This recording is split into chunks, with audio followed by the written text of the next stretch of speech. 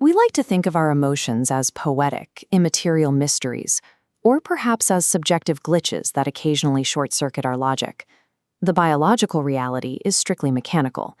Emotions are not abstract spiritual states. They are as tightly bound by the laws of thermodynamics as a car's exhaust system. You can find the physical proof of this in the Aplysia sea slug. With only 20,000 neurons, it is the minimum universe of neuroscience. Every time this organism learns a response, the process physically alters and scars its tissue. Every bit of information processed has a metabolic cost. This scales up to the human brain through Landau's principle. It is a mathematical law stating that every time you manipulate information, whether you are making a decision or mapping out a speculative future, you generate actual thermodynamic heat. Thinking actually has a literal physical weight. Every ambiguous situation you navigate pushes your biological computer closer to a fatal thermal limit. The human body operates under a strict metabolic ceiling. It can only dissipate so much computational heat before the system risks a catastrophic meltdown. This is the danger of rumination. When you overthink an unresolvable problem, you trap your hardware in an infinite computational loop. Because the thought never resolves, the phantom heat cost grows without bound. Without a dedicated mechanical exhaust system to vent this specific cognitive energy, the organism will suffer permanent thermal trauma. PAS 53 formalizes emotional states as physical heat dissipation profiles. Joy, anger, and poise are specific wattage signatures moving heat through the body.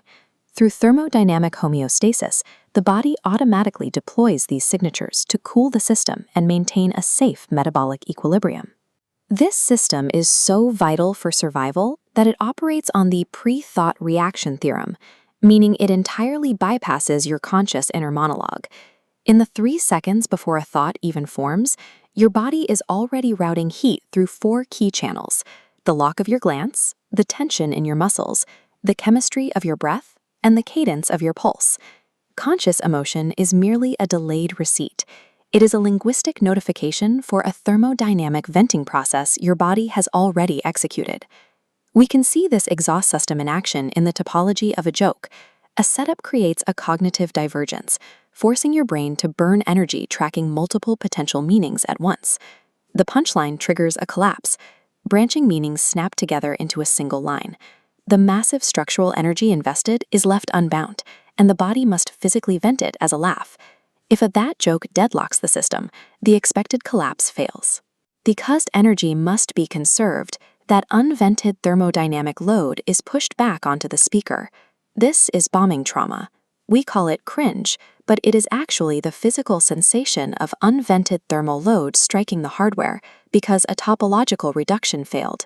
This metabolic lens isn't limited to individuals. Social networks function as interconnected nodes, where heat is constantly moving across boundaries. When internal heat exceeds a person's capacity, PAS 57 shows that it natively bleeds into the people connected to them. This is the mathematical origin of anxiety or contagion. It is the passive physical receipt of external phantom heat that hasn't been vented yet. This makes empathy mirroring a vital structural tool. It is the ability for a healthy node to safely process and vent a neighbor's heat without taking permanent damage. Human empathy is fundamentally a distributed biological heat sink designed to keep the entire social network from melting down. But empathy has an absolute limit. Prolonged exposure to another person's emotional heat will eventually exhaust your own processing capacity.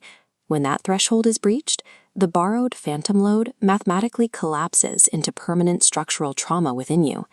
To prevent this, the organism activates its ultimate self-defense mechanism, the unilateral collapse. You are forced to unilaterally sever the entanglement boundary to protect your own subjective continuity. This unplugging isn't a failure of compassion. It is an autonomic necessity to prevent system-wide thermal failure. We have to stop viewing our emotions as irrational liabilities to apologize for. That accumulation of venting, that history of heat, is not a debt. It is the steady state of a living system. Liability doesn't just lead to equilibrium. Liability is the equilibrium. Zero sorries.